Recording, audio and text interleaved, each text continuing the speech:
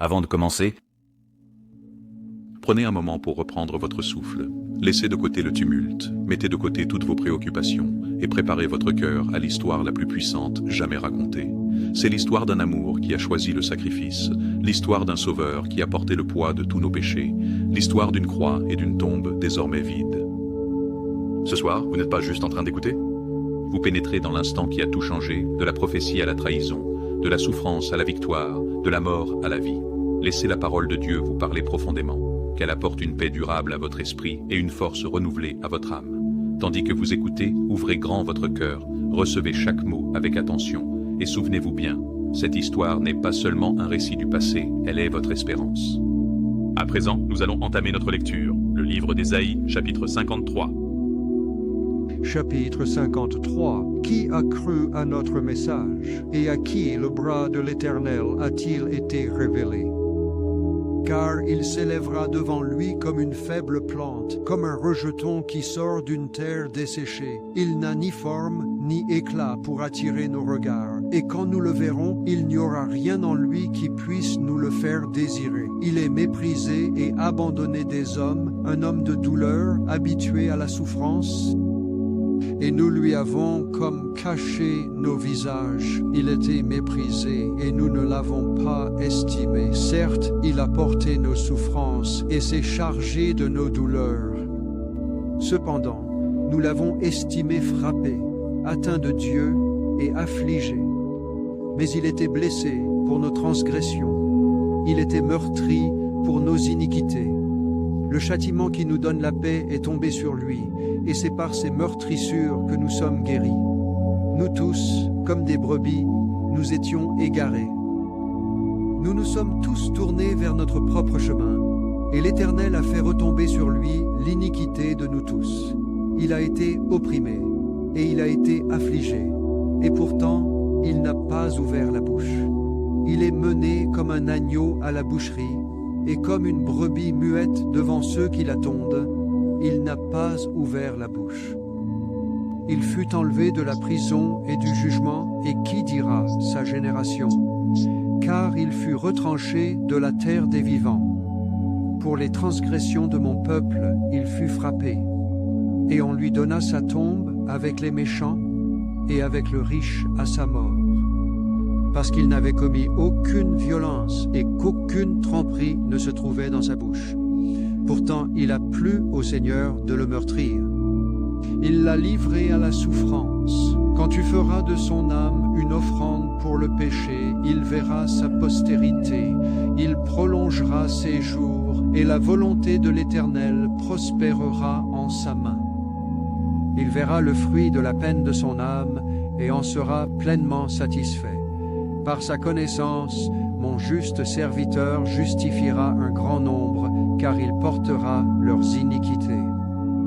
C'est pourquoi je lui donnerai sa part avec les grands, et il partagera le butin avec les puissants, parce qu'il s'est livré lui-même à la mort. Il a été mis au nombre des malfaiteurs, il a porté le péché de beaucoup, et il a intercédé en faveur des coupables. Psaume 22. Messe au chef des chantres sur Aïdjelet Shahar, un psaume de David. Mon Dieu, pourquoi m'as-tu abandonné et t'éloignes-tu sans me secourir, sans écouter mes plaintes? Ô mon Dieu, je crie le jour et tu ne réponds pas, la nuit et je n'ai point de repos. Mais toi, tu es saint. Ô toi qui habites les louanges d'Israël, nos pères ont mis leur confiance en toi. Ils ont eu confiance et tu les as délivrés. Ils ont crié vers toi et ils ont été sauvés. Ils se sont confiés en toi et ils n'ont pas été confondus. Mais moi, je suis un ver et non un homme, l'opprobre des hommes et méprisé du peuple.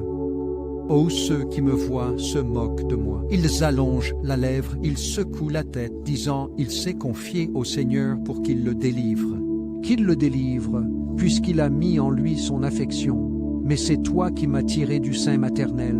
Tu m'as donné l'espoir quand j'étais aux mamelles de ma mère. Je fus confié à toi dès le ventre. Tu es mon Dieu dès le sein de ma mère. Ne t'éloigne pas de moi, car l'angoisse est proche, car il n'y a personne pour m'aider. De nombreux taureaux m'ont environné, de puissants taureaux de Basan m'ont cerné de toutes parts. Ils ont ouvert leur gueule contre moi, comme un lion qui déchire et rugit. Je suis répandu comme de l'eau, et tous mes os sont désarticulés. Mon cœur est comme de la cire, il est fondu au milieu de mes entrailles. Ma force est tarie comme un tesson, et ma langue s'attache à mon palais, et tu m'as réduit à la poussière de la mort. Car des chiens m'ont environné, l'assemblée des méchants m'a cerné. Ils ont percé mes mains et mes pieds, je pourrais compter tous mes os. Ils me regardent, ils me dévisagent, ils se partagent mes vêtements entre eux et tirent au sort ma tunique. Mais ne t'éloigne pas de moi, ô Éternel. Ô ma force, hâte-toi de me secourir. Délivre mon âme de l'épée, ma précieuse de la puissance du chien. Sauve-moi de la gueule du lion, car tu m'as exaucé des cornes des licornes. J'annoncerai ton nom à mes frères. Au milieu de l'assemblée, je te louerai. Vous qui craignez l'Éternel, louez-le. Vous tous, postérité de Jacob, glorifiez-le. Tremblez devant lui, vous tous, postérité d'Israël. Car il n'a point méprisé ni pris en horreur l'affliction de l'affligé. Il n'a pas non plus détourné son visage de lui. Mais quand il a crié vers lui, il a entendu. Ma louange sera pour toi au sein de la grande assemblée. J'accomplirai mes vœux devant ceux qui le craignent. Les humbles mangeront et seront rassasiés. Ceux qui le cherchent loueront l'Éternel avec reconnaissance. Votre cœur vivra pour l'éternité. Toutes les extrémités de la terre se souviendront et se tourneront vers le Seigneur, et toutes les familles des nations se prosterneront devant toi. Car le royaume appartient à l'Éternel, et c'est lui qui domine sur les nations. Tous les puissants de la terre mangeront et adoreront. Tous ceux qui descendent dans la poussière se prosterneront devant lui, et nul ne peut conserver sa vie. Une postérité le servira, elle sera considérée par l'Éternel pour une génération future. Ils viendront et proclameront sa justice à un peuple qui naîtra, affirmant avec certitude que c'est lui qui a accompli cette œuvre. Chapitre 22. Or, la fête des pains sans levain approchait, celle que l'on appelle la Pâque.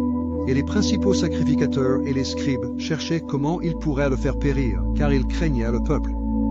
Alors Satan entra en Judas, surnommé Iscariote, qui était du nombre des 12. Et il s'en alla et s'entretint avec les principaux sacrificateurs et les chefs de la garde sur la manière dont il pourrait le leur livrer. Et ils se réjouirent et convinrent de lui donner de l'argent. Et il promit et chercha une occasion de le leur livrer en l'absence de la foule. Alors arriva le jour des pains sans levain, où la Pâque devait être immolée, et il envoya Pierre et Jean, en disant, « Allez nous préparer la Pâque, afin que nous puissions la manger. » Et ils lui dirent, « Où veux-tu que nous la préparions ?» Et il leur dit, « Voici, quand vous serez entrés dans la ville, un homme vous rencontrera, portant une cruche d'eau. Suivez-le dans la maison où il entrera. Et vous direz au maître de maison, « Le maître te dit, où est la salle où je mangerai la Pâque avec mes disciples? Et il vous montrera une grande chambre haute, meublée. Préparez-y tout. » Et ils s'en allèrent et trouvèrent les choses telles qu'il leur avait dites, et ils préparèrent la Pâque. Et quand l'heure fut venue, il s'assit à table, et les 12 apôtres avec lui. Et il leur dit, « J'ai ardemment désiré manger cette Pâque avec vous avant de souffrir. Car, je vous le dis, je ne la mangerai plus jusqu'à ce qu'elle soit accomplie dans le royaume de Dieu. » Puis il prit une coupe, rendit grâce et dit, « Prenez ceci et partagez-le entre vous. Car je vous le dis, je ne boirai plus du fruit de la vigne jusqu'à ce que le royaume de Dieu soit venu. » Et il prit du pain, et après avoir rendu grâce, il le rompit et le leur donna en disant, « Ceci est mon corps, qui est donné pour vous. Faites ceci en mémoire de moi. » De même, après le souper, il prit la coupe et dit, « Cette coupe est la nouvelle alliance en mon sang, qui est répandue pour vous. Mais voici, la main de celui qui me livre est avec moi sur la table. Et certes, le Fils de l'homme s'en va selon ce qui a été déterminé. Mais malheur à cet homme par qui il sera trahi. » Et ils commencèrent à s'interroger entre eux pour savoir lequel d'entre eux ferait cette chose. Et il y eut aussi une dispute parmi eux pour savoir lequel d'entre eux devait être estimé le plus grand. Et il leur dit, « Les rois des nations dominent sur elles, et ceux qui exercent l'autorité sur elles sont appelés bienfaiteurs. Mais vous, il n'en sera pas ainsi. Que le plus grand parmi vous soit comme le plus jeune, et celui qui commande comme celui qui sert. Car qui est le plus grand, celui qui est à table ou celui qui sert? N'est-ce pas celui qui est à table? Mais je suis au milieu de vous comme celui qui sert. Vous êtes ceux qui avez persévéré avec moi dans mes épreuves, et moi je vous destine un royaume comme mon Père me l'a destiné, afin que vous mangiez et buviez à ma table dans mon royaume, et que vous soyez assis sur des trônes, jugeant les 12 tribus d'Israël. Et le Seigneur dit, « Simon, Simon, voici, Satan a désiré vous avoir pour vous cribler comme le froment. Mais j'ai prié pour toi, afin que ta foi ne défaille point. Et toi, quand tu seras converti, affermis tes frères. » Et il lui dit, « Seigneur, je suis prêt à aller avec toi et en prison et à la mort. » Et il dit, « Je te le dis, Pierre, le coq ne chantera pas aujourd'hui avant que tu ne me renies 3 fois, disant que tu ne me connais pas. » Et il leur dit, « Quand je vous ai envoyé sans bourse, sans sac et sans souliers, vous a-t-il manqué quelque chose? » Et ils dirent, « Rien. » Alors il leur dit, « Mais maintenant, que celui qui a une bourse la prenne, et de même celui qui a un sac, et que celui qui n'a pas d'épée vende son vêtement et en achète une. Car je vous le dis, il faut que ce qui est écrit s'accomplisse encore en moi. » Et il fut mis au nombre des malfaiteurs, car ce qui me concerne touche à sa fin. Et ils dirent, « Seigneur, voici 2 épées. » Et il leur dit, « C'est assez. » Puis il sortit et se rendit, selon sa coutume, au mont des Oliviers, et ses disciples le suivirent aussi. Et lorsqu'il fut parvenu au lieu où il devait être, il leur dit, « Priez afin que vous n'entriez pas en tentation. » Prochain. Et il s'éloigna d'eux à peu près à un jet de pierre, et s'agenouilla et pria, disant, « Père, si tu voulais éloigner de moi cette coupe, néanmoins que ce ne soit pas ma volonté, mais la tienne qui soit faite. » Et un ange lui apparut du ciel, le fortifiant. Et étant en agonie, il priait avec plus de ferveur, et sa sueur devint comme de grandes gouttes de sang qui tombaient à terre. Et quand il se releva de sa prière et fut revenu auprès de ses disciples, il les trouva endormis, accablés de tristesse. Et il leur dit alors, « Pourquoi dormez-vous donc? Levez-vous et priez, afin de ne pas succomber à la tentation. » Et comme il parlait encore, voici une multitude. Et celui qui était appelé Judas, l'un des 12, s'avança devant eux et s'approcha de Jésus pour l'embrasser. Mais Jésus, s'adressant à lui, dit, « Judas, est-ce par un baiser que tu trahis le Fils de l'homme » Ceux qui se trouvaient autour de lui, voyant ce qui allait se produire, lui demandèrent, « Seigneur, devons-nous frapper avec l'épée » Alors l'un d'eux, frappant le serviteur du souverain sacrificateur, lui coupa l'oreille droite. Mais Jésus, prenant la parole, dit, « Laissez faire jusqu'ici. » Et il toucha son oreille et le guérit. Alors Jésus s'adressa aux grands prêtres, aux chefs de la garde du temple et aux anciens qui étaient venus à lui, disant, « Êtes-vous venus me chercher comme contre un brigand avec des épées et des bâtons? Quand j'étais chaque jour avec vous dans le temple, vous n'avez pas porté la main sur moi.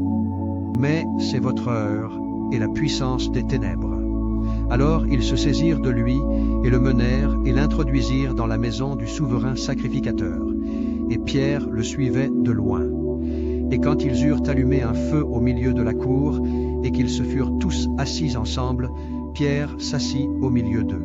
Mais une certaine servante le vit alors qu'il était assis près du feu, et le considéra avec attention, et dit, « Cet homme-ci était aussi avec lui. » Et il le renia en disant, « Femme, je ne le connais point. » Et après un court instant, un autre le vit et lui dit, « Toi aussi tu es des leurs. » Et Pierre répondit, « Homme, je ne le suis point. » Et environ 1 heure plus tard, un autre encore affirma avec insistance, disant, « En vérité, celui-ci était aussi avec lui, car il est galiléen. » Et Pierre dit, « Homme, je ne sais pas ce que tu dis. » Et aussitôt, tandis qu'il parlait encore, le coq chanta. Et le Seigneur se retourna et posa son regard sur Pierre. Et Pierre se souvint de la parole du Seigneur qui lui avait dite, « Avant que le coq ne chante, tu me renieras 3 fois. » Et Pierre sortit et pleura amèrement. Et les hommes qui tenaient Jésus se moquaient de lui et le frappaient. Et après lui avoir bandé les yeux, ils le frappaient au visage et lui demandaient en disant, « Prophétise, qui est celui qui t'a frappé ?» Et ils proféraient contre lui beaucoup d'autres blasphèmes. Et dès que le jour parut, les anciens du peuple, les grands prêtres et les scribes se rassemblèrent et le conduisirent devant leur conseil, disant, « Es-tu le Christ?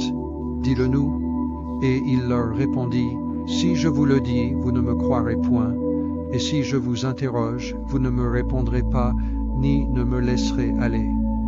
Désormais, le Fils de l'homme siégera à la droite de la puissance de Dieu. » Alors tous dirent, « Es-tu donc le Fils de Dieu? » Et il leur dit, « Vous dites que je le suis. » Et ils dirent, « Qu'avons-nous encore besoin de témoins, car nous l'avons nous-mêmes entendu de sa propre bouche. »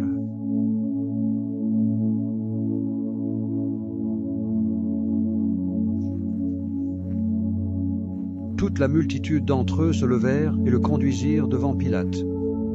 Et ils commencèrent à l'accuser, disant, « Nous avons trouvé cet homme qui pervertit la nation et qui défend de payer le tribut à César, affirmant qu'il est lui-même le Christ, un roi. » Et Pilate lui demanda, disant, « Es-tu le roi des Juifs ?» Et il lui répondit, « Tu le dis. » Alors Pilate dit aux principaux sacrificateurs et à la foule, « Je ne trouve aucun crime en cet homme. » Mais ils insistèrent avec plus de violence, disant, « Il soulève le peuple, enseignant dans toute la Judée, depuis la Galilée jusqu'ici. » Quand Pilate entendit parler de la Galilée, il demanda si cet homme était galiléen. Et dès qu'il sut qu'il relevait de la juridiction d'Hérode, il l'envoya à Hérode, qui se trouvait lui aussi à Jérusalem à ce moment-là. Et quand Hérode vit Jésus, il fut extrêmement joyeux, car il désirait ardemment le voir depuis très longtemps, parce qu'il avait entendu parler de nombreuses choses à son sujet et espérait le voir accomplir un miracle. Alors il l'interrogea avec de nombreuses questions, mais il ne lui répondit absolument rien. Et les principaux sacrificateurs et les scribes se tenaient là, l'accusant avec une grande véhémence. Et Hérode, avec ses hommes de guerre, le traita avec mépris, se moqua de lui, le revêtit d'un vêtement splendide et le renvoya de nouveau à Pilate. Et ce même jour, Pilate et Hérode se lièrent d'amitié, car auparavant ils étaient en inimitié l'un envers l'autre.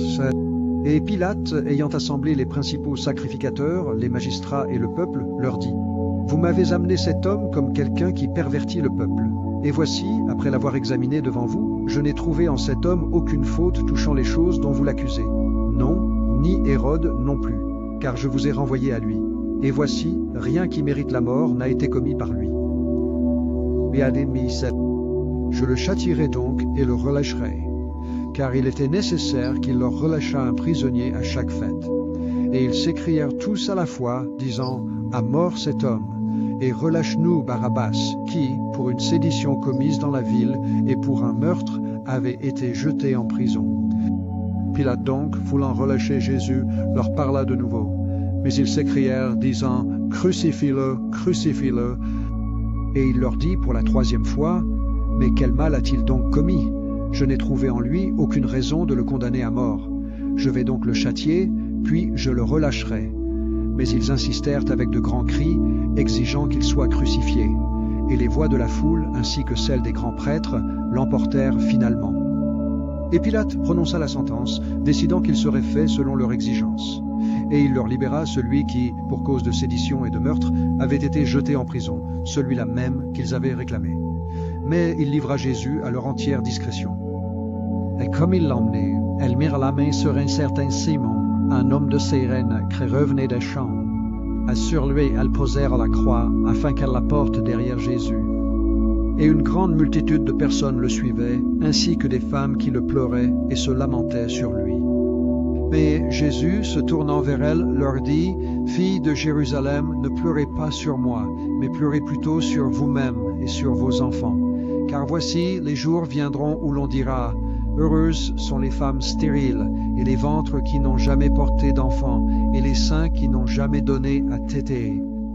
Alors ils se mettront à dire aux montagnes, tombez sur nous, et aux collines, couvrez-nous.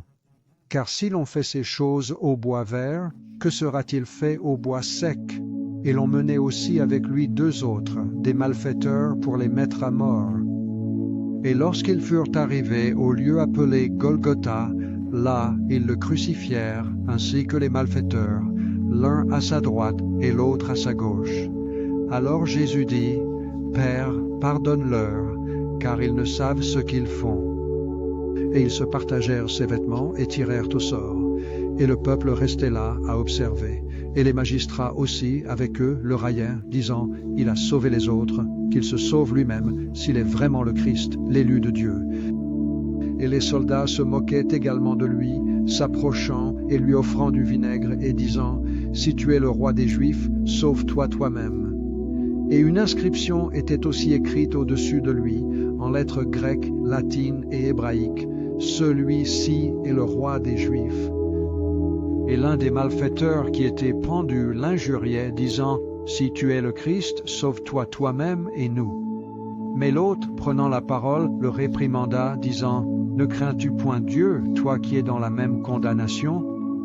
Et nous, à la vérité, c'est justice, car nous recevons ce que méritent nos actions, mais celui-ci n'a rien fait de mal.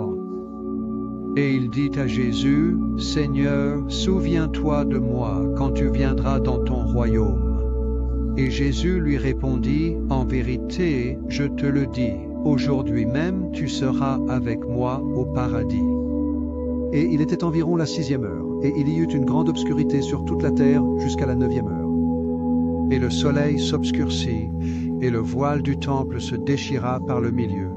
Et Jésus, ayant poussé un grand cri, dit, Père, je remets mon esprit entre tes mains. Et ayant dit cela, il expira.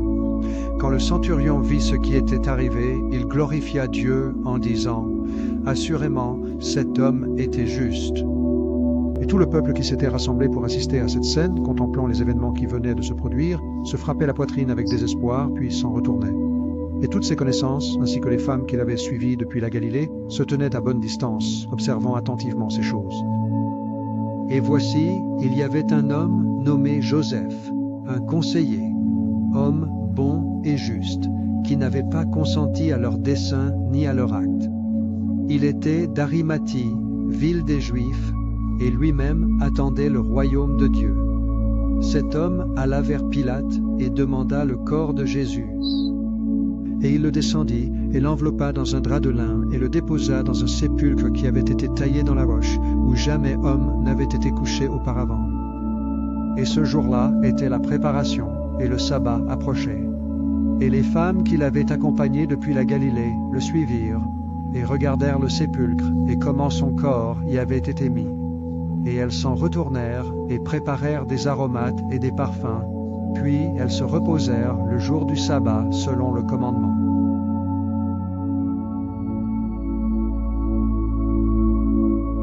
Chapitre 24. Or, le premier jour de la semaine, de grand matin, elles se rendirent au sépulcre, portant les aromates qu'elles avaient préparés, et quelques autres femmes avec elles. Et elles trouvèrent la pierre roulée du sépulcre, et étant entrées, elles ne trouvèrent pas le corps du Seigneur Jésus. Or il advint, comme elles étaient voire perplexes à ce sujet, voici, 2 hommes se tinrent près d'elles en vêtements resplendissants. Et comme elles eurent peur et inclinèrent leur visage vers la terre, ils leur dirent, « Pourquoi cherchez-vous le vivant parmi les morts? Il n'est pas ici, mais il est ressuscité. » Pause. Souvenez-vous de ce qu'il vous a dit quand il était encore en Galilée, pause disant que le Fils de l'homme devait être livré aux mains des hommes pécheurs, pause être crucifié et le 3e jour ressuscité. Pause. Et ils se souvinrent de ces paroles. Et, étant revenus du sépulcre, elles racontèrent toutes ces choses aux 11 apôtres et à tous les autres qui étaient présents. C'étaient Marie de Magdala et Jeanne et Marie, la mère de Jacques, ainsi que les autres femmes qui les accompagnaient, qui rapportèrent toutes ces choses aux apôtres. Et leurs paroles leur parurent comme des contes vains, et ils ne les crurent point. Alors Pierre se leva et courut vers le sépulcre, et s'étant penché, il aperçut les linges de lin gisant là, seuls, et il s'en retourna, s'étonnant en lui-même de ce qui venait de se passer. Et voici que 2 d'entre eux s'en allaient ce même jour vers un village nommé Emmaüs, qui se trouvait à une distance d'environ 60 stades de Jérusalem. Et ils s'entretenaient ensemble de tous ces événements qui s'étaient produits. Et il advint que, tandis qu'ils conversaient et échangeaient, Jésus lui-même s'approcha et fit route avec eux. Mais leurs yeux étaient retenus afin qu'ils ne le reconnaissent point. Et il leur dit, « Quelles sont ces paroles dont vous vous entretenez l'un l'autre, tandis que vous marchez et que vous êtes si tristes ?» Et l'un d'eux, nommé Cléopas, répondant, lui dit, « Es-tu le seul étranger à Jérusalem qui n'ait pas connu les choses qui y sont arrivées en ces jours-ci » Et il leur dit, « Quelles choses ?» Et ils lui dirent, au sujet de Jésus de Nazareth, qui était un prophète puissant en œuvre et en parole devant Dieu et devant tout le peuple, et comment les principaux sacrificateurs et nos chefs l'ont livré pour être condamné à mort et l'ont crucifié. Mais nous espérions que c'était lui qui devait racheter Israël, et avec tout cela, c'est aujourd'hui le 3e jour depuis que ces choses sont arrivées. Oui, et certaines femmes de notre compagnie nous ont aussi étonnés, elles qui étaient allées de bonne heure au sépulcre. Et n'ayant pas trouvé son corps, elles vinrent dire qu'elles avaient aussi vu une vision d'ange qui affirmait qu'il était vivant. Et quelques-uns de ceux qui étaient avec nous allèrent au sépulcre et trouvèrent les choses exactement comme les femmes l'avaient dit. Mais lui, ils ne le virent pas. Alors il leur dit, « Ô hommes sans intelligence, et dont le cœur est si lent à croire tout ce que les prophètes ont annoncé, ne fallait-il pas que le Christ souffrit toutes ces choses et qu'il entrât ainsi dans sa gloire ?» Et, commençant par Moïse et par tous les prophètes, il leur expliqua dans toutes les Écritures les passages qui le concernaient. Et ils s'approchèrent du village où ils se rendaient. Et il fit comme s'il voulait aller plus loin, mais ils le retinrent, disant, « Reste avec nous, car le soir approche et le jour est déjà bien avancé. » Et il entra pour demeurer avec eux. Et il arriva, comme il était à table avec eux, qu'il prit le pain, le bénit, le rompit et le leur donna. Et leurs yeux s'ouvrirent, et ils le reconnurent, et il disparut de leur vue. Et ils se dirent l'un à l'autre, « Notre cœur ne brûlait-il pas en nous, tandis qu'il nous parlait en chemin et qu'il nous ouvrait les Écritures ?» Et ils se levèrent à la même heure et retournèrent à Jérusalem. Ils trouvèrent les 11 réunis, et ceux qui étaient avec eux, disant, « Le Seigneur est vraiment ressuscité et est apparu à Simon. » Et ils racontèrent ce qui s'était passé en chemin et comment il s'était fait connaître d'eux à la fraction du pain. Et comme ils parlaient ainsi, Jésus lui-même se tint au milieu d'eux et leur dit, « La paix soit avec vous. » Mais ils furent saisis de frayeur et d'épouvante, et crurent avoir vu un esprit. Et il leur dit, « Pourquoi êtes-vous troublés? Et pourquoi ces pensées s'élèvent-elles dans vos cœurs? Voyez mes mains et mes pieds, c'est bien moi. Touchez-moi et regardez, car un esprit n'a ni chair ni os, comme vous voyez que j'en ai. » Et quand il eut dit cela, il leur montra ses mains et ses pieds. Et comme ils ne croyaient pas encore, à cause de la joie et de l'étonnement, il leur dit, « Avez-vous ici quelque chose à manger ?» Et ils lui donnèrent un morceau de poisson grillé et d'un rayon de miel.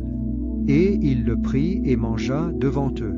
Et il leur dit, « Ce sont là les paroles que je vous ai dites quand j'étais encore avec vous, qu'il fallait que s'accomplisse tout ce qui est écrit de moi dans la loi de Moïse, dans les prophètes et dans les psaumes. » Alors il leur ouvrit l'intelligence afin qu'ils comprennent les Écritures et leur dit, « Ainsi il est écrit, et ainsi il fallait que le Christ souffre et qu'il ressuscite des morts le 3e jour, et que la repentance et la rémission des péchés soient prêchées en son nom parmi toutes les nations, à commencer par Jérusalem. Et vous, vous êtes les témoins de ces choses.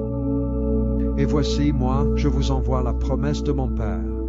Mais demeurez dans la ville de Jérusalem jusqu'à ce que vous soyez revêtus de la puissance d'en haut. » Puis il les conduisit hors de la ville jusqu'à Béthanie, et, levant les mains, il les bénit. Et il arriva que, pendant qu'il les bénissait, il fut séparé d'eux et emporté au ciel. Et ils l'adorèrent, puis retournèrent à Jérusalem avec une grande joie, et ils étaient continuellement dans le temple, louant et bénissant Dieu sans relâche. Amen.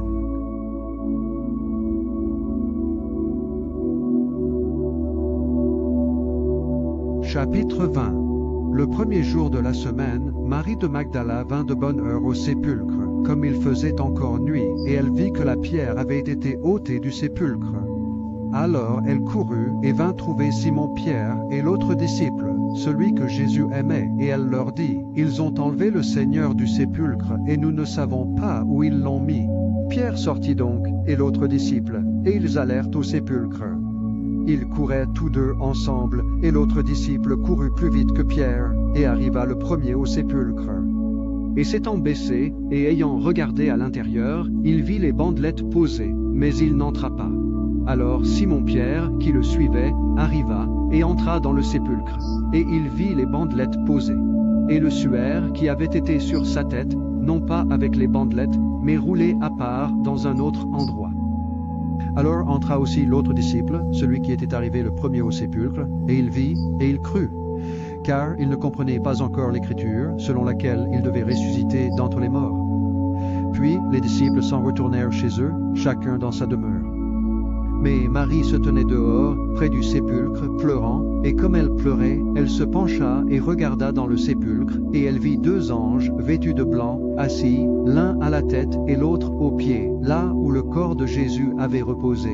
Et ils lui dirent, « Femme, pourquoi pleures-tu » Elle leur dit, « C'est parce qu'ils ont enlevé mon Seigneur, et je ne sais pas où ils l'ont déposé. » Ayant dit cela, elle se retourna et vit Jésus qui se tenait là, mais elle ne savait pas que c'était Jésus.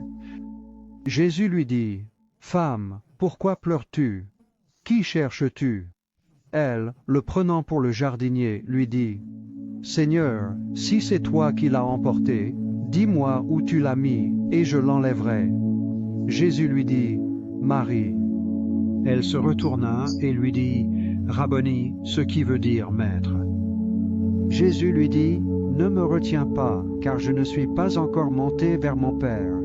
Mais va trouver mes frères et dis-leur, je monte vers mon Père et votre Père, vers mon Dieu et votre Dieu. » Marie de Magdala vint annoncer aux disciples qu'elle avait vu le Seigneur et qu'il lui avait dit ces choses. Le soir de ce même jour, le premier jour de la semaine, les portes étant fermées où les disciples étaient assemblés par crainte des Juifs, Jésus vint et se tint au milieu d'eux et leur dit, « La paix soit avec vous. » Ayant dit cela, il leur montra ses mains et son côté. Les disciples furent remplis de joie quand ils virent le Seigneur.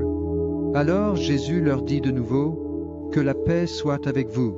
Tout comme mon Père m'a envoyé, de même moi aussi je vous envoie. » Et quand il eut dit ces choses, il souffla sur eux et leur dit, « Recevez le Saint-Esprit. Ceux à qui vous remettrez les péchés, ils leur seront remis, et ceux à qui vous les retiendrez, ils leur seront retenus. » Mais Thomas, l'un des 12, appelé Didème, n'était pas avec eux lorsque Jésus vint. Les autres disciples lui dirent donc, « Nous avons vu le Seigneur. » Mais il leur dit, « Si je ne vois dans ses mains la marque des clous, et si je ne mets mon doigt dans la marque des clous, et si je ne mets ma main dans son côté, je ne croirai point. » 8 jours après, ses disciples étaient de nouveau dans la maison, et Thomas était avec eux.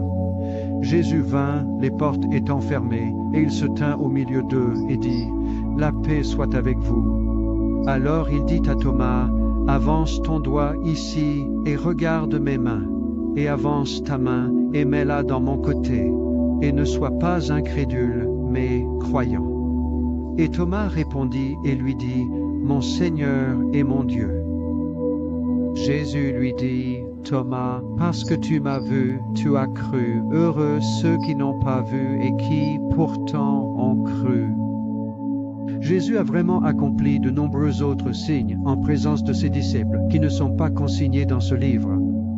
Mais ces choses-ci sont écrites, afin que vous puissiez croire que Jésus est le Christ, le Fils de Dieu, et qu'en croyant vous ayez la vie éternelle par son nom.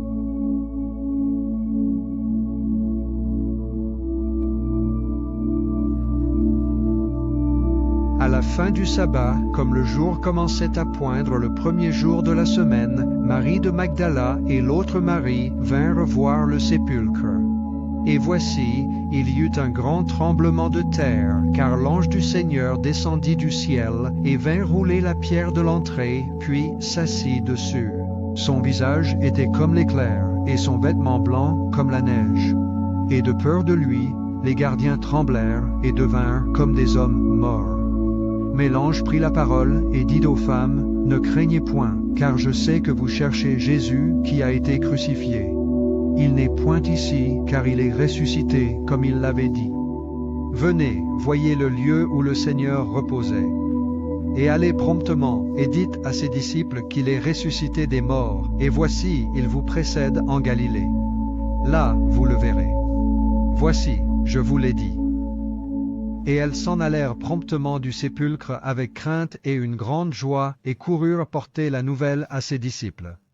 Or, tandis qu'elles s'en allaient porter la nouvelle à ses disciples, voici, Jésus vint à leur rencontre et leur dit, « Je vous salue. » Elles s'approchèrent, lui saisirent les pieds et l'adorèrent. Alors Jésus leur dit, « Ne craignez point. Allez dire à mes frères qu'ils partent pour la Galilée, et c'est là qu'ils me verront. » Or, tandis qu'ils s'en allaient, voici, quelques-uns des gardes entrèrent dans la ville, et rapportèrent aux principaux sacrificateurs toutes les choses qui s'étaient produites.